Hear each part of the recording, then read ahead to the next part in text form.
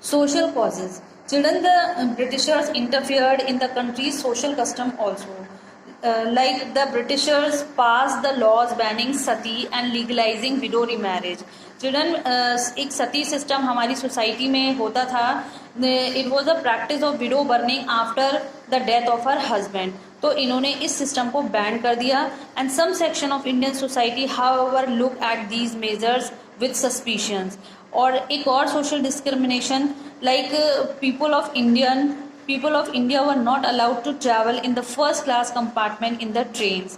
and educated Indians को high post कभी नहीं दी जाती थी और ना ही उनका कभी प्रमोशन होता था.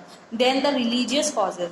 Children, a major cause of uprising was the fear among the people that the company wanted to convert all Indians to Christianity. यहाँ के लोगों को ये डर लगता था कि उनका रिलीजन चेंज ना हो जाए और ब्रिटिशर्स क्रिश्चियन में कन्वर्ट ना कर दें, क्योंकि at that time Christianity were very active. And बहुत सारे लोग जो है वो क्रिश्चियनिटी में कन्वर्ट भी हो गए थे. Then a law passed in 1850 that allowed a Christian convert to inherit ancestral property. तो चिल्ड्रन, ये एक डर था लोगों को कि उनका जो रिलीजन है वो कन्वर्ट ना हो जाए क्रिश्चियनिटी में. इसीलिए ये सारे जो सेक्शंस थे, हिंदू मुस्लिम जो भी थे, वो सब को they were against the Britishers. Then there is a military cause. Children, the annexation of Awadh angered them greatly.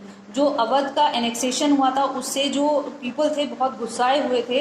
And they were also influenced by the fear that their religion was under threat. उनको ये भी लग रहा था कि उनका जो religion है वो अब खतरे में है, मतलब उनसे रिलीजन भी उनका छीन लिया जाएगा.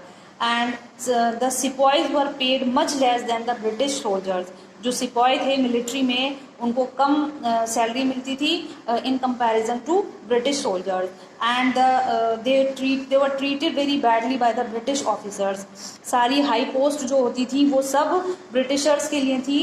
And there was no scope for the promotion for a sipahi. No Indian could rise higher than the subedar. The sipahi were not allowed to wear caste and religious mark. कोई भी अपने रिलीजन से रिलेटेड कोई भी चीज़ जैसे कड़ा पहनना है, तिलक लगाना है, तो उनको they were not allowed to wear any caste mark. Then an act was passed that required the new recruit to travel overseas if needed. मतलब इन्होंने कहा कि अब जो नया अपॉइंटमेंट करेंगे तो वो इस बेस पर करेंगे कि उसको बाहर ओवरसीज यानी समुद्र के द्वारा बाहर भी जाना पड़ जा सकता है. तो सिपाहीज को ये डर लगा कि वहाँ जाके ऐसा ना हो कि हमें फिर क्रिश्चियनिटी फॉलो करना पड़ जाए. तो ये भी एक थ्रेट था उनका. तो then the foreign service allowance भी लोगों के बंद कर दिए थे, जैसे विच द सिपाही got when they were sent to fight outside the country. कुछ सिपाही आउटसाइड द कंट्री भी फाइटिंग करते थे, लड़ते थे, तो उनको जो फॉरेन सर्विस अलाउंस मिलते थे वो भी बंद कर दिए थे.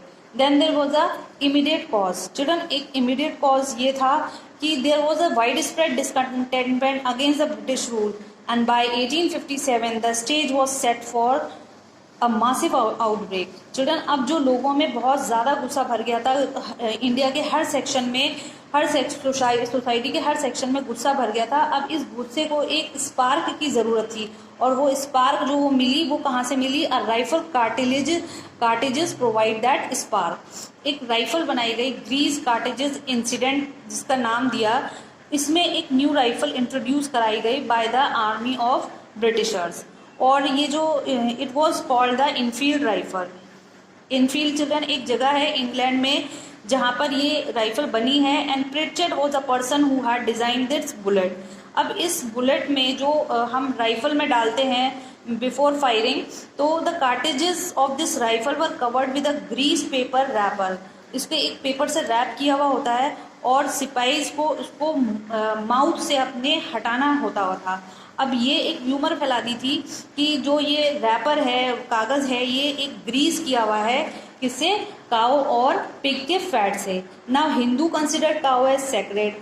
हिंदू के लिए काऊ जो थी वो सेक्रेड थी, पवित्र थी, तो वो उस काऊ को ना मार सकते थे. And not they eat there beef.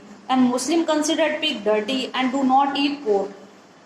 Hence, Sepoy of both the communities were angered.